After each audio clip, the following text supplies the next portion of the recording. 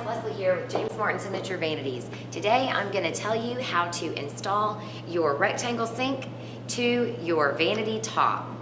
Now, here at James Martin, we always recommend that you do consult with or hire a professional contractor for all of your installation needs. But today I'm going to go over a few steps with you.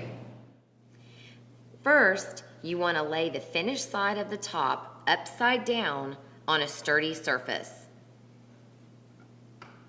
Next, you want to measure the length and the width of each side of the cutout. Mark with a pencil or marker the center point of each side of the cutout. Go ahead and do the same thing for your sink.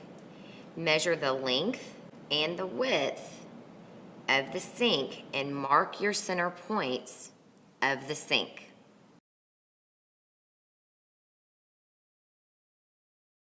Place the sink upside down over the cutout with the overflow facing the opposite side from the faucet holes.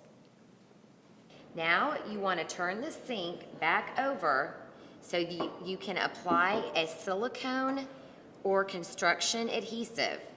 You want to use about 3/8 inch thickness of the adhesive and run it all along the lip of the sink.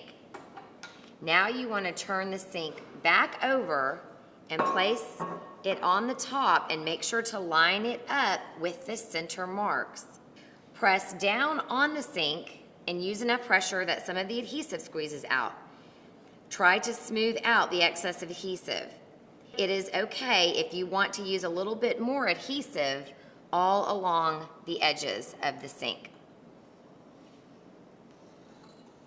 Last, you want to attach the 4 sink clips that come included with each sink. Place the screw bolt in the hole provided on the top.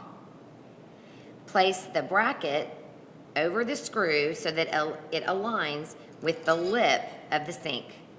Next, place the flat washer on the screw. Then place the pressure washer on the screw and tighten it down with the wing nut. You may want to use pliers to tighten it down firmly.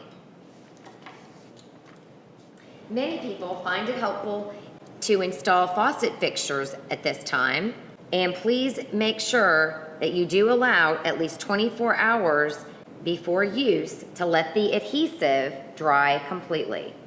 Well, that's it. Thanks for watching. Be sure to tune into my next video on how to install your James Martin top to your James Martin vanity cabinet.